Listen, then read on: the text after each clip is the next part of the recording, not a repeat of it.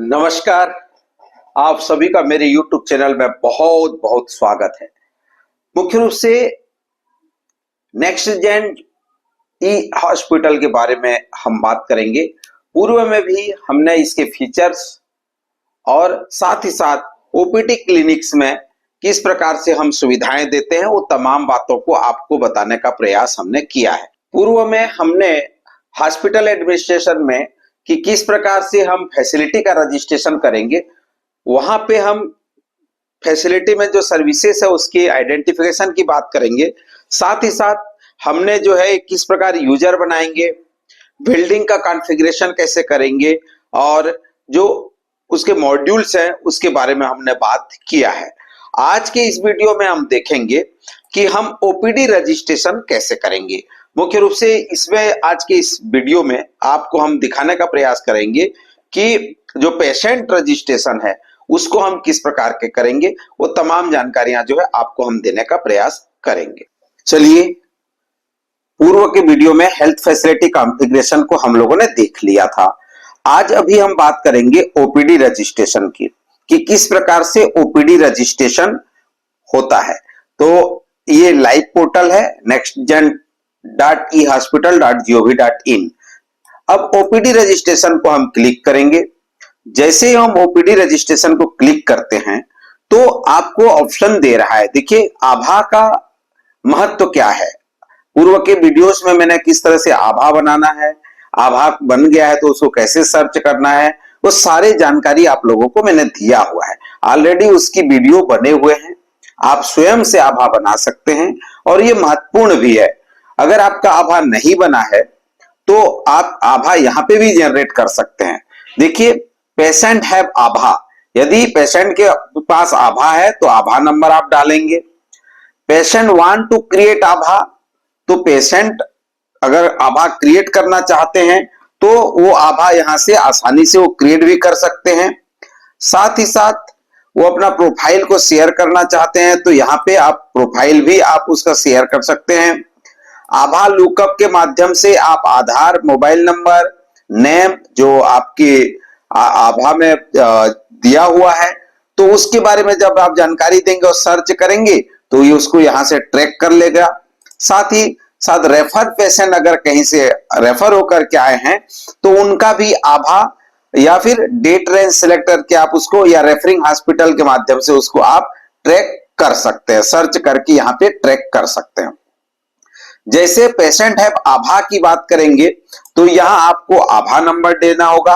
आभा number डालने के बाद जो है वो पेशेंट का पूरा डिटेल जो है एंट्री करने की जरूरत नहीं है। क्यों? क्योंकि वो डेटा आभा के थ्रू वो फेच हो जाएगा, जिसमें मुख्य रूप से उसकी बेसिक जानकारियां जो है नाम, मोबाइल नंबर, आभा number, date of birth, address, वो सारे जानकारियां जो है यहाँ पे उसको दिखाई देगी। ये मुख्य रूप से जब पेशेंट को हम रजिस्ट्रेशन करते हैं तो हमारी भी ये जिम्मेदारी बनती है कि हम उस आभा नंबर को उनको बनाने हैं तो मोटिवेट करें। साथ ही साथ अगर आभा नहीं बना है तो वहां बनाने के लिए क्यूआर कोड का उपयोग करके वहां आभा बनाने के लिए कहें और अपना अपना आभा, हर पेशेंट, हर मरीज, हर व्यक्ति का आभा बनना जरूरी है। तो मैं यहाँ पे जैसे ही आभा नंबर डालूंगा, जैसे मैं एक आभा नंबर यूज कर रहा हूं, ठीक है, और आभा नंबर डालने के बाद जो है जिस ये जो नंबर है इस नंबर में एक ओटीपी चला जाता है। ओटीपी जैसे ही आएगा उस ओटीपी के माध्यम से जो है वो आपको, जैसे मैं यहाँ पे ओटीपी मुझे आ गया है, ये ओटीपी मैं जैसे ही वेरीफाई करूंगा तो मुझे ये विंडो जो है मेरा बेसिक जानकारी के साथ ये डिटेल आ जाता है कि यहाँ पे पेशेंट का mobile number, title, first name, last name, gender, date of birth, age, month और डेज, ये ऑटो कैलकुलेट होता है डेट ऑफ बर्थ के अकॉर्डिंग, एड्रेस और आपका सिटीजन, स्टेट, डिस्ट्रिक्ट और बिलिंग टाइप। अगर आपको बिलिंग टाइप चेंज करना है तो आप चेंज भी और वेरीफाइड डिटेल, ईमेल एड्रेस, आभा नंबर, ये तमाम जानकारी आ जाती है। उसके बाद विजिट डिटेल में आप जाकर के विजिट डिटेल में किस डॉक्टर से आप कंसल्ट करना चाहते हैं वो डॉक्टर को रूम नंबर के साथ उनका आइडेंटिफिकेशन होता है, जैसे कि हमने पहले ही देखा था, पूर्व के वीडियो में भी हमने ये ऑलरेडी इसको बताया हुआ है। तो ये जानकारी जो है आप वहां पे टेक करेंगे और रजिस्टर कर देंगे, तो ये आपका वहां पे पेशेंट जो है रजिस्टर हो जाता है। ठीक है, मैं अभी फिलहाल के लिए इसको रीसेट, ठीक है, ये पेशेंट को पुनः मैं न्यू रजिस्ट्रेशन के लिए ले जाता हूं। ठीक है, ये देखिए यहाँ पे दो चीजें और दिखाई दे रहा है। मैं एक मिनट इसको कैंसिल कर लेता हूं पहले, ताकि बेसिक डेटा जो है हट जाए। अब देखिए यहाँ पे हम search patient by Abha ID, unique health ID, mobile name, ये इसके माध्यम से आप किसी भी मरीज को खोजेंगे। अगर वो इस सिस्टम में रजिस्टर्ड होगा, आभा आईडी उसकी बनी होगी, यूनिक हेल्थ आईडी बनी होगी, और मोबाइल नंबर, अगर वो इस मोबाइल नंबर के माध्यम से, नाम के माध्यम से हम यहाँ पे सर्च कर सकते हैं। जैसे सपोज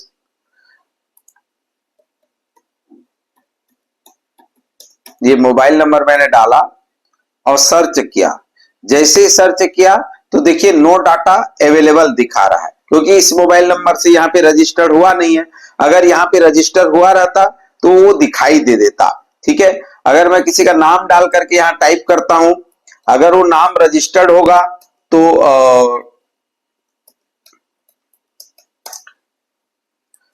तो दिखाई देगा।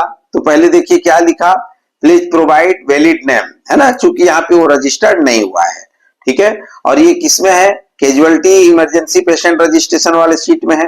ठीक, अगर मैं रेफरल कोई पेशेंट आता है, एड रेफरल पेशेंट, तो रेफरल पेशेंट कोई आता है तो यहाँ पे देखिए रेफर हॉस्पिटल का नाम, रेफर डिपार्टमेंट, रेफर डेट और रजिस्ट्रेशन नंबर। इसके साथ अगर ये आता है तो इसमें रेफर हॉस्पिटल का नाम मैंडेटरी है, रेफर डेट कब रेफर होके आया, और रजिस्ट्रेशन नंबर उसका वो मैंडेटरी है। फिर उस पेशेंट को भी आप जो है कैजुअलिटी इंफॉर्मेशन, जैसे आप उसका डाल सकते हैं कि पेशेंट कैजुअलिटी में ब्रॉड बाई किसके द्वारा लाया गया, सेल्फ आया, फादर के द्वारा, मदर के द्वारा, ब्रदर के द्वारा, सिस्टर के द्वारा, अदर, उसका नाम डालना है। और यहाँ पे जो ब्रॉड डेट है या नहीं, इसका कैजुअलिटी इंफॉर्मेशन उसको लिखना है। पेशेंट का डिटेल आप यहाँ भरेंगे जैसा कि हम पहले बताया। फिर उसके बाद विजिट डिटेल कि वो कौन से डिपार्टमेंट में विजिट किया और कौन से क्लिनिक में ये विजिट किया। इस तरह से इसको रजिस्टर कर सकते हैं। तो पहला हमने देखा कि किसी भी पेशेंट को जब आप न्यू रजिस्ट्रेशन करते हैं तो न्यू रजिस्ट्रेशन के दौरान जो है उस पेशेंट का आभा आईडी, पेशेंट का आभा आईडी नहीं बना है तो आभा आईडी क्रिएट कर सकते हैं, आभा ढूंढ सकते हैं, यहाँ पे आभा लुकअप का ऑप्शन है, रेफर पेशेंट को भी यहाँ से आप सर्च कर सकते हैं। उसके बाद पेशेंट रजिस्ट्रेशन के लिए आप मुख्य रूप से उसको सर्च करेंगे, नहीं मिलता है तो आप उस पेशेंट का डिटेल डाल करके आप उसको एंट्री कर सकते हैं और संबंधित को आप वहां पे भेज सकते हैं संबंधित डॉक्टर के पास। यहाँ अगर पेशेंट रेफर होके आता है तो एड रेफर्ड पेशेंट में जाकर के उसके हॉस्पिटल का डिटेल, जहां से रेफर हुआ है, कौन से तारीख को रेफर हुआ है और उसका रजिस्ट्रेशन नंबर क्या है, वो तमाम चीजें जो है आप यहाँ पे लिख सकते हैं। ठीक है, क्योंकि अगर वो कैजुअलिटी इमरजेंसी रजिस्ट्रेशन है तो उसके लिए रेफरल हॉस्पिटल और तमाम चीजें मैंडेटरी है, पर अगर वो जनरल पेशेंट है तो वहां रेफर पेशेंट के इंफॉर्मेशन में उसका बेसिक जानकारी, पेशेंट डिटेल और विजिट डिटेल्स ये आपको डालना होता है। मान लीजिए एमएलसी पेशेंट है, तो एमएलसी पेशेंट अगर आपके पास अब अस्पताल में आ रहा है तो उसका मोबाइल नंबर, बेसिक जानकारी जो कि बार बार हम बता रहे हैं कि mobile number, title, name, gender, date of birth, जैसे डेट ऑफ बर्थ डालेंगे तो एज, मंथ और डेट अपने आप आ जाता है। नहीं तो एज जो है ईयर में डाला गया है वो मैंडेटरी है, डेट ऑफ बर्थ को मैंडेटरी नहीं रखा गया है। अगर डेट ऑफ बर्थ डालेंगे तो ऑटो पॉपअप में ये जानकारियां आ जाएगी। ठीक है, मैरिटल स्टेटस, एड्रेस, और citizenship, state, district, billing title, ये तब बिलिंग टाइप है ना, वेरीफाइड डिटेल में MLC number, police station, MLC mark, ये तमाम जानकारियां जो है आपको यहाँ पे भरनी होगी। तो इस तरह से कोई भी पेशेंट रजिस्ट्रेशन के लिए आ रहा है तो उस पेशेंट रजिस्टर्ड का आप न्यू रजिस्ट्रेशन कर सकते हैं, रेफरल पेशेंट का रेफर कर सकते हैं, एमएलसी पेशेंट का भी आप रजिस्ट्रेशन कर सकते हैं, कैजुअलिटी इमरजेंसी रजिस्ट्रेशन आप कर सकते हैं, casualty and emergency patient registration using Abha lookup या रेफरल। तो वही सेम चीजें हैं। अगर मैं इसको क्लिक करूंगा तो यहाँ पे ये जानकारियां जो है आपकी आ जाती है। अपडेट रजिस्ट्रेशन में पेशेंट का यूनिक हेल्थ आईडी डालेंगे।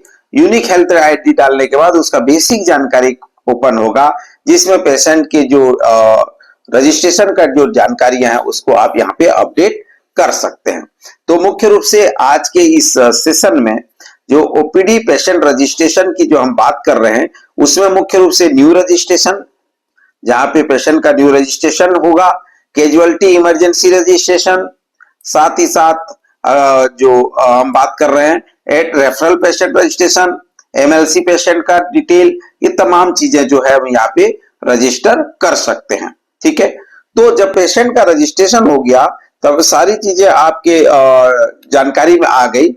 तो अब हम बात करेंगे रिपोर्ट की कि इस सेक्शन में हम कौन कौन सा रिपोर्ट देख सकते हैं। हमने पेशेंट तो रजिस्ट्रेशन कर लिया इस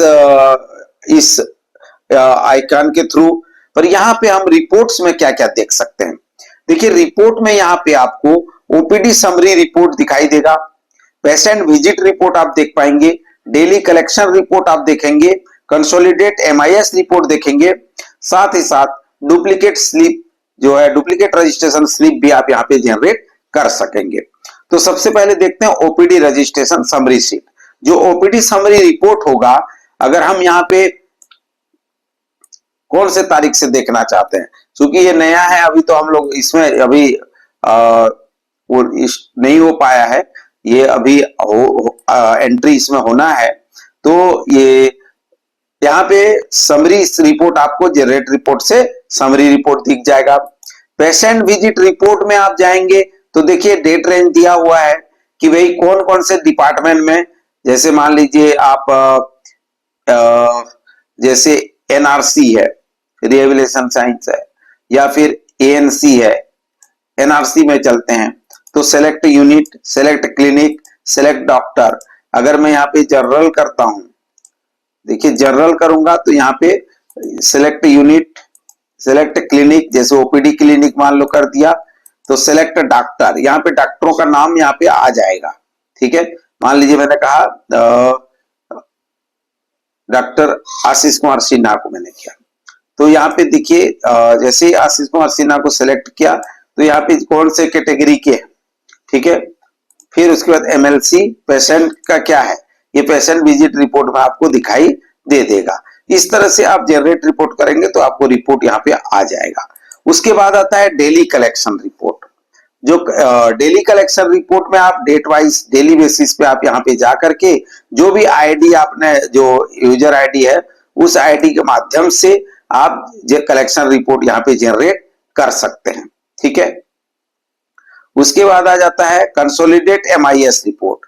कंसोलिडेट एमआईएस रिपोर्ट में आप देखेंगे तो रजिस्ट्रेशन का टाइप दिया हुआ है, जहां पे आप casualty, refer patient, brought by और एमएलसी पेशेंट या all, new registration, OPD new and follow up total, वो तमाम जानकारी है। जैसे न्यू रजिस्ट्रेशन का समरी रिपोर्ट देखना चाहते हैं कि डिटेल रिपोर्ट देखना चाहते हैं तो डेट वाइज जो है आप यहाँ पे देख सकते हैं, टाइम टू टाइम डाल सकते हैं, एज टू एज डाल सकते हैं, एज फ्रॉम इन जैसे आप इसको 1 2 3 4 5 इस तरह से जो 12 मंथ का भी आप देख सकते हैं, age from in month, age to in month, age from in day, age to in day. इस तरह से आप जो है एक कंसोलिडेट एमआईएस रिपोर्ट भी आप यहाँ पे जनरेट कर सकते हैं। ठीक है, तो फिर आगे आता है duplicate registration slip. Duplicate registration slip में पेशेंट को सर्च करने के लिए एक तो यूनिक हेल्थ आईडी की आवश्यकता होगी, नाम होगा और मोबाइल नंबर। जब इसके माध्यम से सर्च करेंगे तो आपको डाउन द लाइन जो है patient ID, name, gender, date of birth और मोबाइल नंबर, ये पूरे पेशेंट का डिटेल आपको यहाँ पे नीचे डाउन द लाइन दिखाई दे देगा। तो कहने का तात्पर्य यह है कि आज के इस सेशन में हमने जाना कि किस प्रकार से न्यू रजिस्ट्रेशन करेंगे, चाहे वो कैजुअलिटी का हो, चाहे वो इमरजेंसी रजिस्ट्रेशन हो, और उनका जो डिटेल है जिसको हमको अपडेट करने की जरूरत होता है, वो अपडेट रजिस्ट्रेशन कैसे करेंगे, वो तमाम चीजें हमने देखा है। उसके बाद रिपोर्ट सेक्शन में जाकर के हमने OPD summary report, patient visit report, daily collection report और कंसोलिडेटेड एमआईएस रिपोर्ट, इसको हम, और डुप्लीकेट रजिस्ट्रेशन स्लिप, इसको भी हमने देखा है। तो हम आज के इस सेशन में इन तमाम चीजों को सीखे। मुझे आशा है कि आगामी जो सेशन होगा जिसमें हम ओपीडी क्लिनिक की बात करेंगे, आज हमने ओपीडी रजिस्ट्रेशन देखा, आगे हम ओपीडी क्लिनिक की बात करेंगे, फिर आगे आईपीडी और बाकी चीजों की चर्चा करेंगे। तो आप हमारे साथ बनिए और ई हॉस्पिटल को बहुत ही आसानी से सरल शब्दों में समझने का प्रयास करिए। आप सभी का बहुत बहुत धन्यवाद।